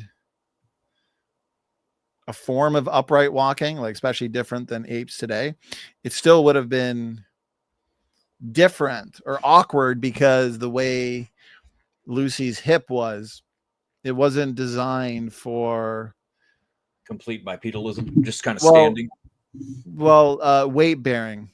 We ours is designed in a way where we can bear heavier weights for a long period of time, but not Lucy's hip. Okay. And Joe Friday is right. Several species.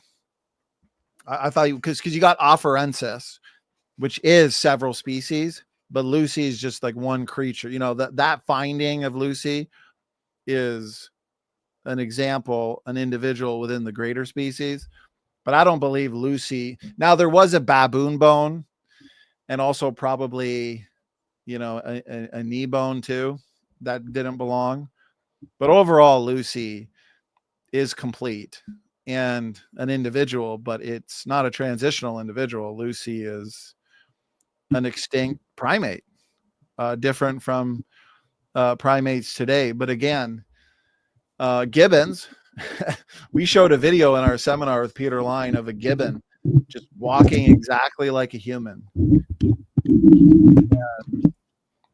See, here's the problem though, Joe Friday, and we talk about it in our program. I can show the slide, but I got to pull it up. When you compare, because a lot of people say, well, Donald Johansson, he or not Donald Johansson, Lovejoy, right? He had to manipulate the hip to make it more human-like, but it was found in an anatomically impossible position. But anyways, that was a better argument before we got more, because we have so many different examples of Australopithecine hips, including Australopithecus prometheus, which is Littlefoot, which some still categorize as Africanus. and those all hips all look just like Lucy's. So it doesn't really work to say, well, this hip was manipulated, or it doesn't even work to say that Lucy's hip is human, because now you're going to be forced to say that Ardipithecus ramidus is human because it's pretty similar to Lucy's, or Littlefoot's. Just pull up I got pictures of Littlefoot, clearly not human, definitely an ape, but yet the hip looks like Lucy's. So if we're going to say Lucy's hip is human, then we're going to have to say Littlefoot's is human. I don't think anyone wants to do that. And yeah, Lovejoy, again, and this used to be a good argument until now we have other examples to compare to. So the other examples that look like Lucy's hip show that the reconstruction was largely correct. Matt, does that make sense? Because now we have other Australopithecus hips to compare the reconstructed Lucy hip to, and they match. But if Lovejoy's reconstruction was wrong or manipulated heavily, it shouldn't match other hips we have that didn't need reconstruction. So I would probably encourage creationists not to use that since the argument. Lucy species isn't in the line of humans anymore anyway, even in the evolutionary community, you can just ignore Lucy entirely. It's just another attempt for them to squeeze them in the line of ancestry when they don't belong there, because they had some morphological features that look transitional. So they jammed them in there. They're like, oh, this is perfect. Look, they're starting to learn to walk. Throw them in there with humans. Right. Yeah. It's a dead end. Matt, are you sharing a slide? No. It was an older one I closed. Oh, okay. Okay. I might have to go here. Yeah. We're going to wrap it up. Okay. Well, to the audience, this has been a ton of fun. We've gone over, this has been good brainstorming session too. So I hope everybody enjoy this as much as now. The little man's a creationist, not an evolutionist, right, Matt? As soon as science class begins, he's learning both models. Exactly. Yeah, exactly. But with Joe Friday, here's the last thing I'll say, Matt, then we're going to wrap it up. Go watch our 5-hour session with Dr. Peter Line. He's the best on this topic of hominins. I mean, he really is just an absolute genius. And you don't have to fear primates who may or may not have had the ability to walk upright, either for extended periods of time or just, here and there. Because again, today we have gibbons who walk fully upright. And anyways, okay, we're going to wrap things up. Matt, thanks for doing this, but it's been a busy day because we also had a meeting before this. So we're going to call it a night. To the audience, thanks so much for tuning in, and stay tuned for all of our talks on Adam and Eve coming up. God bless you all. Standing for Truth and Matt are out.